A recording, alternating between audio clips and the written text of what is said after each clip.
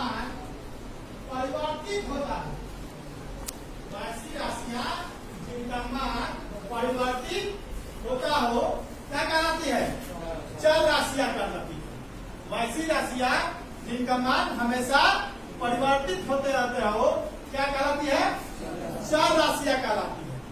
ठीक है, यहाँ तक चर राशियों को अंग्रेजी के छोटे अक्षर, चर राशियों को लिखेंगे आप, चर राशियों को अंग्रेजी के छोटे अक्षर x,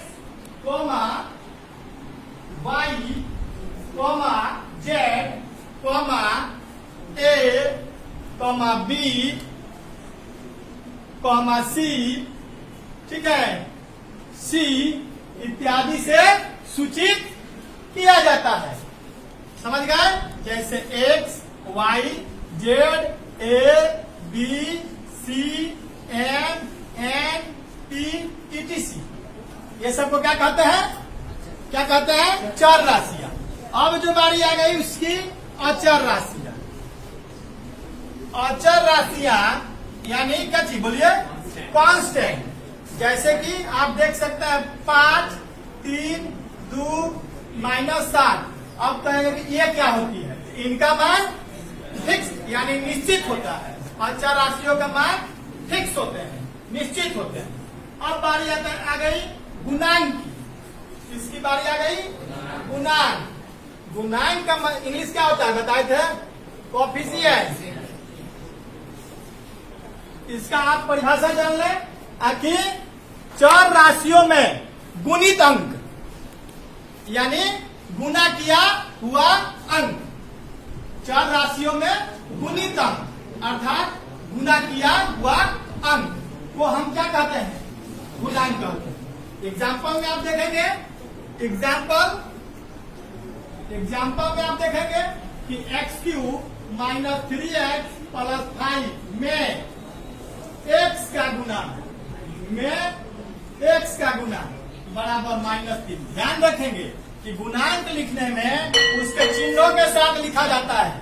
गुणांक लिखने में उसके, लेकिन एक सवाल आया था एनटीएससी के एग्जाम में, वो क्या था तो देखेंगे। एनटीएससी के एग्जाम में एक क्वेश्चन आया था x + 5 के होल क्यूब। ये कौन एग्जाम था जी? एनटीएससी। क्वेश्चन क्या आया था कि मैं x + होल क्यूब में x का गुणांक बता रहे, इसका गुणांक बता रहे। x का कंफ्यूज प्रॉब्लम था, कंफ्यूज करिएगा। मैं इसका गुणांक बतावे जी x का। ऑप्शन में था कि a, b में 75, c में 125, d में 9। ऑप्शन में था। बहुत बच्चे जो थे वो 1 पर टिक लगा कर चले आए थे। आप देखेंगे x + 5 के होल क्यूब में x का गुणांक क्या होगा? सबसे पहले इसको एक्सपैंड करेंगे। क्या करेंगे? एक्सपैंड मतलब उसके फार्मूला पर विस्तार करेंगे। फार्मूला मतलब देखेंगे आप x + 5 का होल क्यूब। आप सब जानते हैं कि a + b का होल क्यूब बराबर क्या होता है? a क्यूब बोलिए b क्यूब जोड़ 3ab + है ना साहब? x का क्या हो जाएगा? q। 5 का क्या हो जाएगा? q। 3 × x² × 5 प्लस 3 × 5² × x है ना जी? 3ab² यानी क्या हो जाएगा? 3 × x × 5 का स्क्वायर। तब तोड़कर देखिए x³ जोड़ 125 जोड़ 15x² जोड़ 75x। अब हमने कहा था कि x का गुणांक बताना है साहब। आप सब बाहर कर चले आए थे एग्जामिनेशन में 1, लेकिन हो क्या गया? 75। तो कंफ्यूज प्रॉब्लम है। अतः x का हमारा गुणांक कितना हो जाएगा? 75। समझ गए बात को?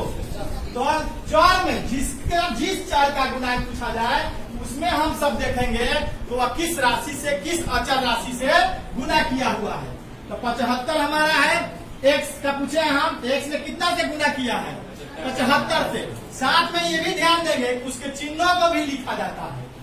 गुणांक लिखने में उसको क्या लिखते हैं, चिन्हों से भी लिखते हैं। अब चलिए इतनी बात हो गई। अब बारी आती है हमारे बहुपद की। मिटाएं इसको, उसमें नोट